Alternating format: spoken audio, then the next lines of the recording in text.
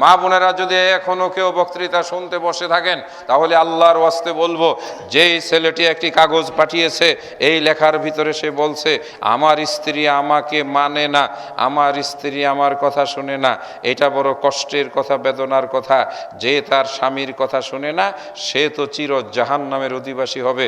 স্বামীর কথা শুনতে হবে, স্বামীর কথা মানতে হবে। স্বামীর কথা শ্রবণ করা, স্বামীর কথা মান্য করা প্রত্যেক নারীর উপরে এটা শুধু কর্তব্যই নয়, বরং এটা তার জন্য ফরজ।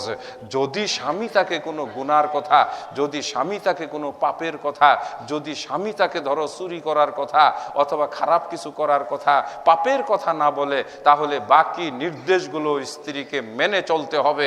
কেননা মেনে চলবে বলেই তো তুমি মোহরানার বিনিময়ে টাকা নিছো। টাকা নিছো কিসের? মোহরানা। মোহরানা টাকা নিয়ে তুমি কবুল বলে তার ঘরে এসেছো।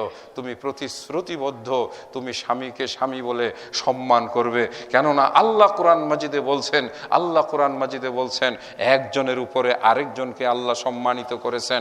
স্ত্রীর উপরে সম্মান দিয়েছেন কাকে? স্বামীকে।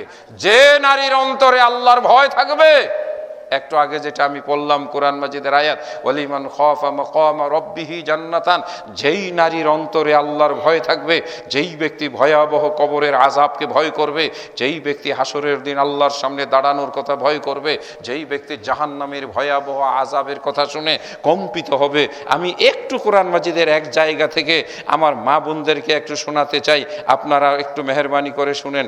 ইন্না জাহান্নামা কানাত মিরসাদা লিত্তাগিনা মাআবা লাবিসিনা ফিহা আহকাবা লা ইয়াযুকুনা ফিহা বারদাও ওয়ালা শারাবা ইল্লা হামিমান ওয়া গাসসাকা জাযাআন ওয়িফাকা ইন্নাহুম কানু লা ইয়ারজুনা হিসাবা।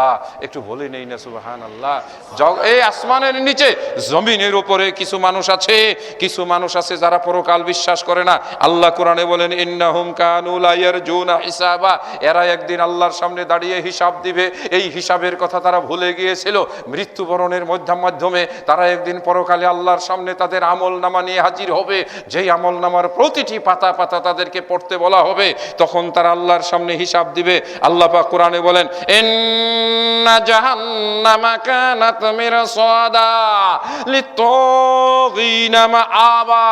অবাধ্য মানুষ যারা হবে, পাপী যারা হবে, যাদের অন্তরে আল্লাহর ভয় থাকবে না, যারা সীমা লঙ্ঘনকারী হবে, যেই সব নারীরা স্বামীদের সঙ্গে দুর্ব্যবহার করবে, স্বামীদের প্রতি ওই যে অসৎ আচরণ করবে, রূঢ় আচরণ করবে, স্বামীর সদ উপদেশগুলো যেই নারী অমান্য করে চলবে, যেই মহিলার অন্তরে আল্লাহর ভয় থাকবে না, যেই নারী তার মাথার কাপড় ফেলে বেপর্দা হয়ে রাস্তায় চলবে, আল্লাহ বলেন ইন্না জাহান্নামা কানাত মিরসাদা, অবশ্যই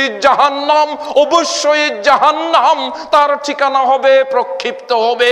ওই জাহান্নামের দিকেই তাকে টেনে নিয়ে যাওয়া হবে, সেটাই হবে তার ঠিকানা। জাহান্নাম এক ভয়াবহ, এক কঠিন ঠিকানা, যার সম্পর্কে আল্লাহ বলছেন কি বলছেন? লিত্তাগিনা মাআবা, অবাধ্য ব্যক্তিদের হবে ঠিকানা। লাবিসিনা ফিহা আহকাবা, এই জাহান্নামের ভিতরে তারা থাকবে। লাবিসুন শব্দের অর্থ হইল বসবাস করা। লাবিসুন মানে শব্দের অর্থ হইল সেখানে তাদের থাকতে হবে কত বছর? আহকাবা শব্দটা বহু বচন।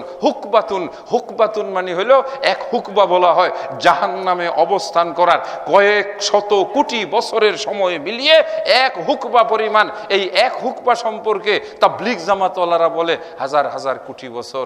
আল্লাহু আকবার। আমরা হাজার হাজার কোটি বছর আমরা জানি না তার কত, কিন্তু ওই অবাধ্য ব্যক্তি, সীমা লঙ্ঘনকারী ব্যক্তিদেরকে জাহান্নামের আগুনের ভিতরে জ্বলতে হবে। আজকের এই 1 জানুয়ারিতে যারা রাস্তায় ফটকা ফুটাচ্ছে, যারা ওই যে সেই মদের বোতল, হুইস্কির বোতল ছিটায় আনন্দ ফুর্তি করতেছে, অথবা যারা আজকে আতশবাজি করতেছে, লাইটিং করতেছে, যারা উদ্দাম নৃত্য করতেছে, যারা মোটর সাইকেল নিয়ে রাস্তার মধ্যে মহড়া দিতেছে, ছেলে মেয়ে মিলে যারা গান বাজনা করতেছে, তাদের ঠিকানা হবে কোথায়? জাহান্নামের ভিতরে, জাহান্নামের ভিতরে। এবং সেখানে তারা থাকবে কত বছর?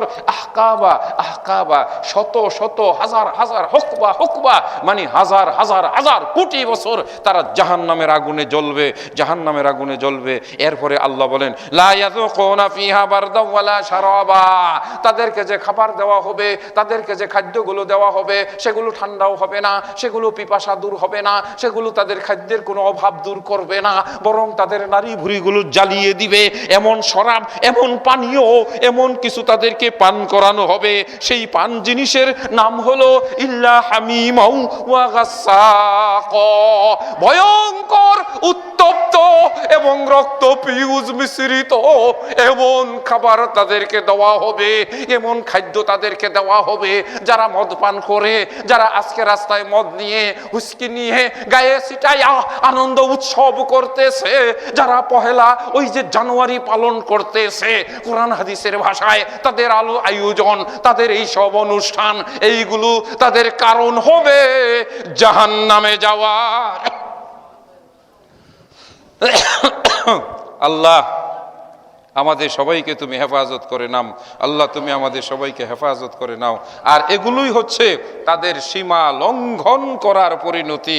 এগুলো হচ্ছে এগুলো হচ্ছে তাদের ওই যে সেই দুনিয়ার বুকে বেপরোয়া চাল চলনের। অনেক মানুষ মনে করে খাও দাও ফুর্তি করো, আমোদ ফুর্তি করো, রাস্তায় বের হয়ে গেছে বাপের গাড়ি নিয়া, মদের বোতল নিয়া, গান বাজনার আয়োজন নিয়া, ঢাকার গুলশান বনানীতে হয়তো এরকম এখন হইচই চলছে। পুলিশের কড়া প্রহরার জন্য, সেই সরকারের পক্ষ থেকে কঠোর নির্দেশনা দেওয়ার জন্য হয়তো রাস্তায় নাচানাচি হইচই করবে না, কিন্তু ঘরের ভিতরে। তারপরেও আমরা গত কয়েক বছর আগে দেখেছি ঢাকা বিশ্ববিদ্যালয় টিএসসির মোড়ে, যেইখানে নারী পুরুষরা উদ্দাম নৃত্য করার সময় কত রকমের ভয়ানক, কত রকমের নোংরা নোংরা ঘটনা ঘটেছে।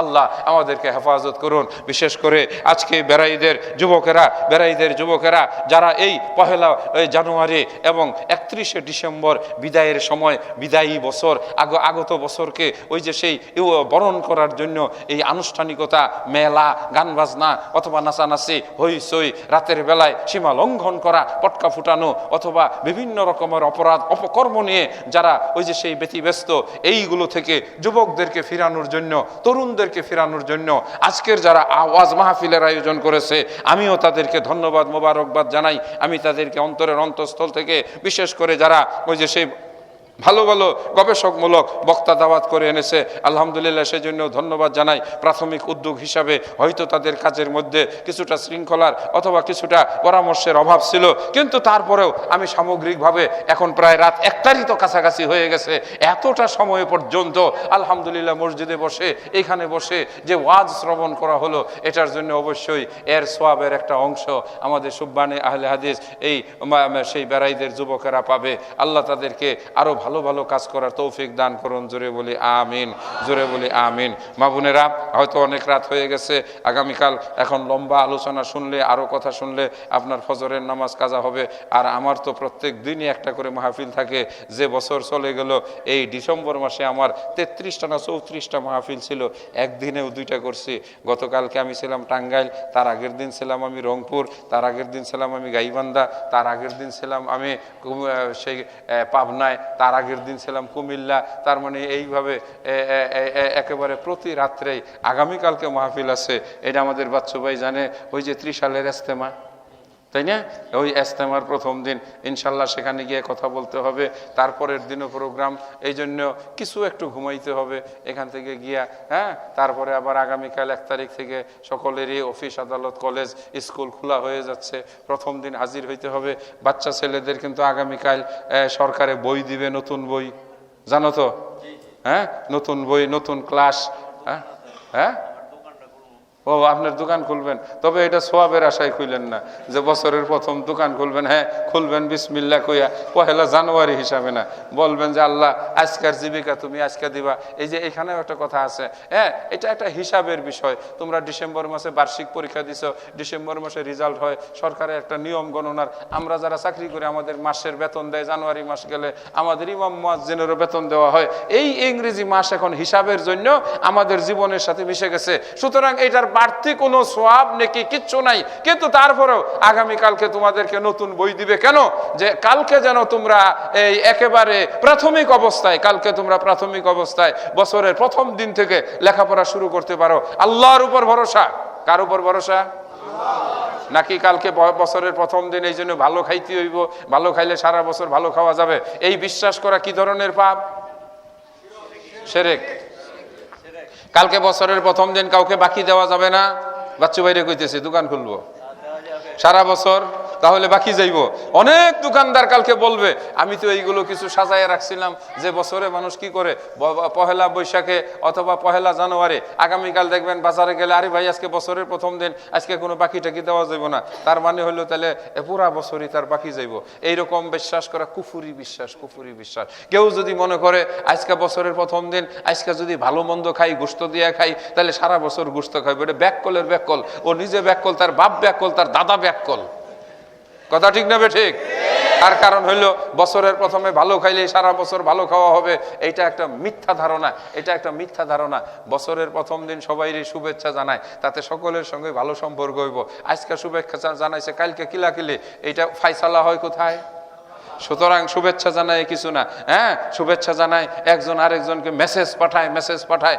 আমি বলবো এই নববর্ষে যদি মেসেজ পাঠাও তাহলে ওই পয়সাটাই তোমার শয়তানের ওয়াসওয়াসায় এইটাকে অতিরিক্ত বাজে কাজে ব্যয় হইল। সুতরাং কোনো মেসেজ হবে না, কোন রকমের শুভ কামনা বইলা মেসেজ হবে না।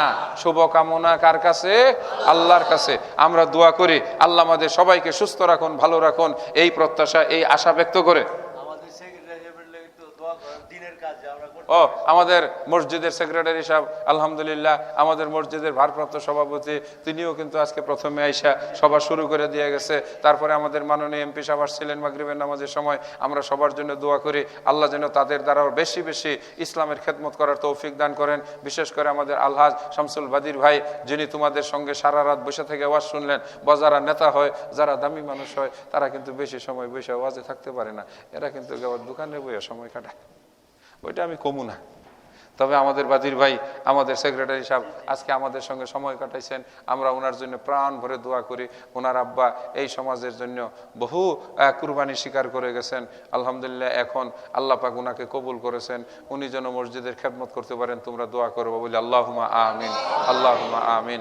আর এই মহল্লার যারা যারা যুবকেরা সহযোগিতা করেছে এই সব বিষয়ে, যারা কিছু টাকা পয়সা আর্থিক সহযোগিতা করেছে, মেহমানরা এসেছে, খাওয়া দাওয়ার আয়োজন করেছে, মাইকের ব্যবস্থা করেছে, এটার পিছনে কিছু পয়সা খরচ গেছে, যারা এই টাকা পয়সা দিয়ে সহযোগিতা করেছে, আল্লাহ যেন তাদেরকে বরকত দান করেন। এইটা বলবো না যে 2020 সাল যেন তাদের ভালো যায়, আল্লাহ যেন তাদের সারা জীবন ভালো রাখে, খালি 20 সালকে আল্লাহ যেন তাদেরকে আজীবন সুস্থ এবং ভালোভাবে দিনের কাজ করার তৌফিক দান করেন। সবাই জোরে বলি আল্লাহুম্মা আমিন। আমাদের এই মহল্লার যেসব মুরব্বিয়ানে কেরাম ইন্তেকাল করেছেন, মৃত্যুবরণ করেছেন, আল্লাহ যেন তাদের কবরগুলোকে জান্নাতের বাগান বানিয়ে দেন, এবং আমরা যেন মাঝে মাঝে বছরে আরো 2-1 এরকম ওয়াজের আয়োজন করতে পারি। রাজি আছো তো? ইনশাআল্লাহ, ইনশাআল্লাহ। এবং আমরা আরো সুন্দর করে মাহফিল করতে পারি, আরো ভালো ভালো আলেম এনে, নতুন নতুন আলেম এনে তাদের কাছ থেকে যেন আমরা আরো গুরুত্বপূর্ণ কথা শোনাইতে পারি। আল্লাহ যেন সেই তৌফিক দান করেন। জোরে বলি আল্লাহুম্মা আমিন, আল্লাহুম্মা আমিন। মা বোনেরাও যারা এতক্ষণ বক্তৃতা শুনেছেন, আল্লাহ আপনাদেরকে কামিয়াবি দান করুন। পর্দায় থেকে স্বামীর কথা মেনে, যাদের স্বামী ইন্তেকাল করেছে তাদের জন্য প্রাণ ভরে দোয়া করবেন, আর যাদের স্বামী বেঁচে আছে তাদের প্রতি পরিপূর্ণ মহব্বত ভালোবাসা রাখবেন। সকালবেলায় কোরআন তেলাওয়াত করবেন, আর যুবকেরাও বলে কোরআন মাজিদ তেলাওয়াত করবে। উনি বলে যান নাই যে ওই যে সূরা বাকারার শেষ আয়াত যদি পড়ে তাহলে আর তার কোনো টেনশন নাই। কেউ যদি আয়াতুল কুরসি পড়ে জান্নাতে যাওয়ার জন্য তার কোনো সমস্যা নাই। অর্থাৎ কোরআনের তাসবিহ, কোরআনের দোয়া, কোরআনের শিখানো বাক্যগুলো সুবহানাল্লাহ, আলহামদুলিল্লাহ, আল্লাহু আকবার। 4 নাম্বারটা কি? লা ইলাহা ইল্লাল্লাহ। সবচাইতে দামি কথা কয়টা আল্লাহর কাছে? 4টা। কি কি? আলহামদুলিল্লাহ, সুবহানাল্লাহ, আল্লাহু আকবার, আরেকটা হইল লা ইলাহা ইল্লাল্লাহ। এইগুলো রাস্তায় চলাফেরার সময় বলবা। বড় কিছু যদি দেখো আল্লাহু আকবার, আল্লাহর মহানত্ব সৌন্দর্য কিছু দেখলে সুবহানাল্লাহ, আর আল্লাহ মহান, আল্লাহ মহান, আল্লাহ মহান, আল্লাহর চাইতে বড় কিছু নাই, বড় কিছু নাই। এই যে আমাদের উনি বক্তৃতায় বলে গেছেন আসমান জমিন সব আল্লাহর হাতের ভিতরে থাকবে, তাহলে আমরা কি শুনলাম যে আল্লাহর হাত আছে, তাই না?